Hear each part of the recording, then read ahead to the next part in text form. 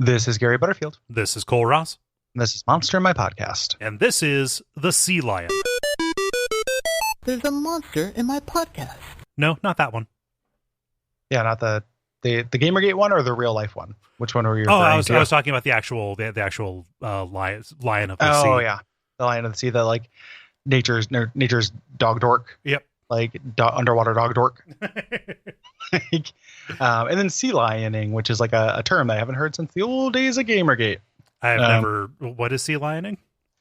It's like, it's when you like someone's just saying like, "Hey, leave me alone," and Okay. you just kind of like constantly are just like, "Well, I'm just trying to be polite and have a good, decent conversation." Yeah. Do you have any sources to back up your thing? I'm just trying to have a debate. I'd like to have a civil conversation about your statement. Do you have any evidence? Like that is called sea lioning, and it is a thing that happens.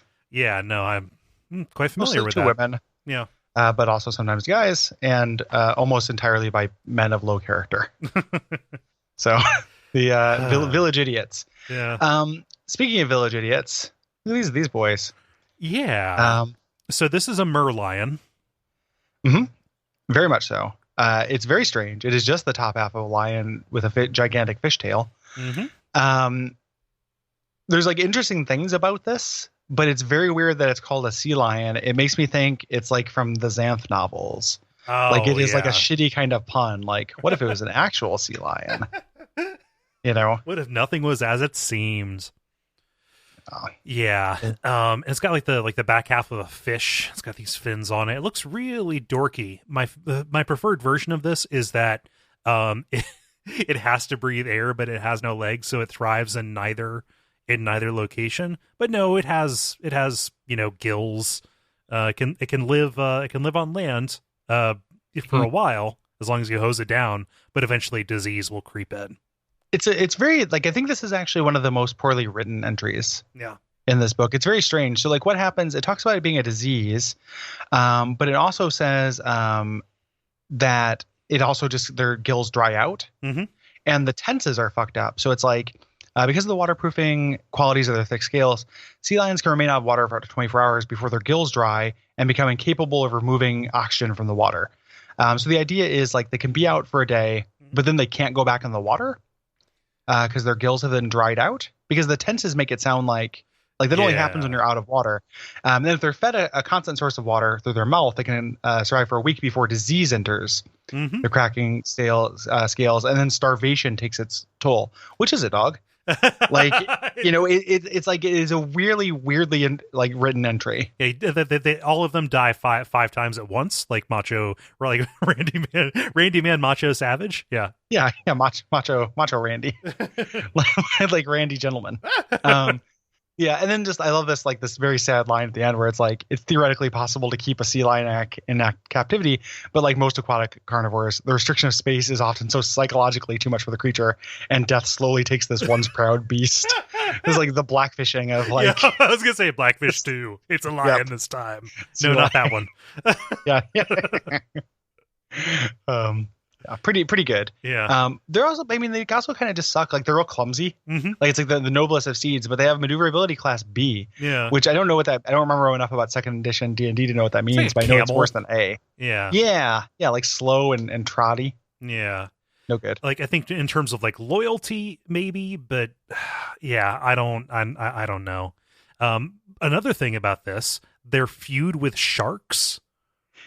They hate sharks. And like I can understand having a grudge against one particular shark, and then going going after it because it killed your friend, your exploration partner, discovering your son and then letting your son die, and also shooting somebody while Iggy Pop plays. Yeah, I can understand that, but like just to hate sharks in general, that'd be like hating like the wind. Yeah, sharks are just a matter of fact. Yeah. And again, going into this book being poorly written, this whole bit at the bottom where it's like, so they don't eat them. The taste is abhorrent to sharks. So it's a mystery why the rivalry exists. Some sages say that's a result of conflicts between lesser deities of nature, but it's more likely two strong predators vying for supremacy of the seas. That's not why sharks attack things. No, it's not most likely that. The it is a weird, like, is the idea being that it's pride?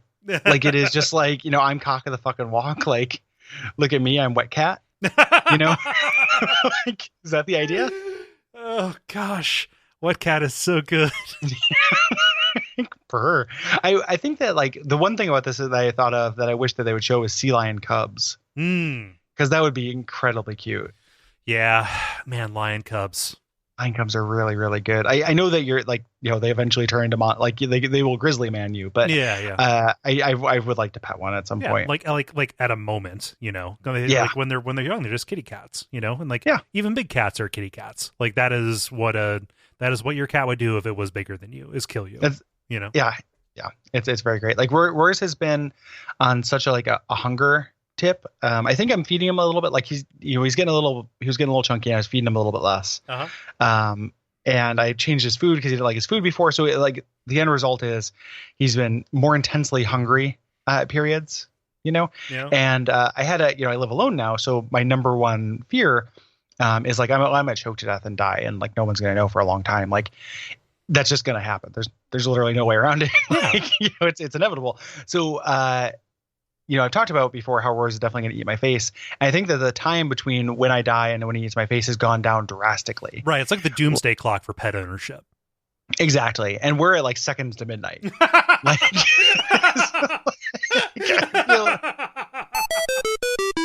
Brought to you by our backers at patreon.com/duckfeed.tv.